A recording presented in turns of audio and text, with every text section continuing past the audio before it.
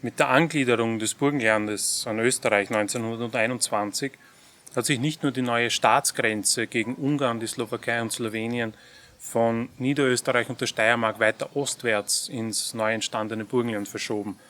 Parallel dazu sind auch die Beamten der Zollwache an die neue Grenze verlegt worden.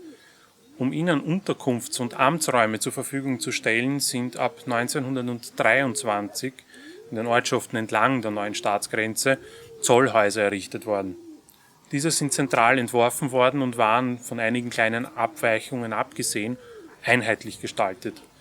Hinzugekommen ist, dass die Gebäude im Rahmen einer Zollbautenaktion der österreichischen Immobiliarbank AG als zentralen Bauträger errichtet worden sind, wobei auf verschiedene Subfirmen als Generalunternehmer zurückgegriffen worden ist. Das letzte dieser Zollhäuser, jenes von Großmürbisch, ist erst 1950 fertiggestellt worden. Zusätzlich dazu sind ab den 1930er Jahren auch Zollaufsichtsstellen wie jene in Kroatisch-Gerersdorf oder Kroatisch-Minihof errichtet worden, die als Dienstwohnhäuser für Grenzaufsichtsbedienstete genutzt worden sind. In der Zeit nach dem Anschluss Österreichs an das Deutsche Reich sind unabhängig vom politischen Bezirk sogenannte Bezirkszollkommissariate eingerichtet worden. Im Bezirk Oberpullendorf sind diese in Lockenhaus, Lutzmannsburg und Deutschkreuz untergebracht gewesen. Das Zollhaus, das hier im Hintergrund zu sehen ist 1924 bis 1925 von der Universale Bau AG mit Sitz in Wien errichtet worden und entspricht dem einheitlichen Normtyp, den man in vielen Ortschaften findet.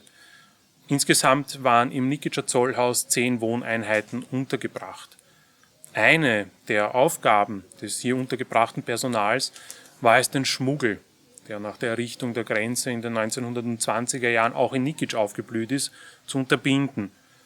Dieses Unterfangen hat sich allerdings als äußerst schwierige Aufgabe herausgestellt, da einerseits die an der Grenze stationierten Beamten ortsunkundig waren und die vielen Pfade der Schmuggler nicht gekannt haben und andererseits die Zollwache zunächst personell unterbesetzt war und dem Schmuggel nicht wirklich ernstlich hat entgegentreten können. Bis zur Mitte der 1920er Jahre ist der Schmuggel hier in Nikic noch ein relativ ungefährliches Unterfangen gewesen.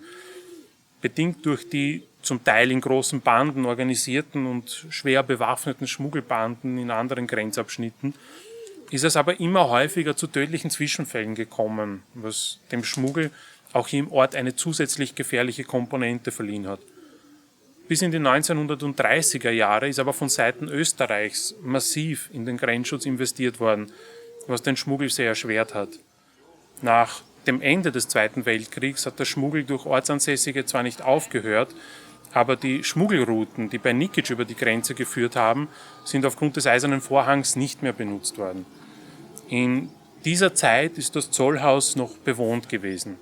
Allerdings steht das Gebäude nun seit etwas mehr als 30 Jahren leer und ist gegenwärtig in einem desolaten Zustand.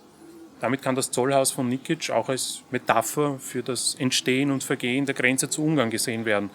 Denn mit dem Fall des Eisernen Vorhangs hat die Grenze, ähnlich wie das Gebäude, zunehmend an Bedeutung verloren und ist spätestens seit dem EU-Beitritt bzw. seit dem Beitritt Ungarns in den Schengen-Raum 2007 zerfallen.